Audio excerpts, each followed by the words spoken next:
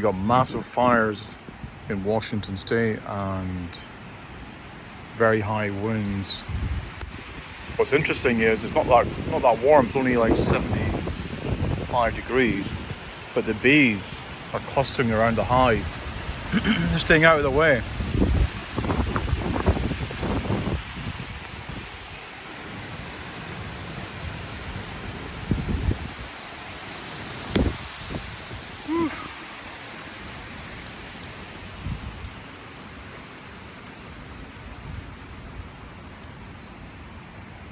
I think the bees are always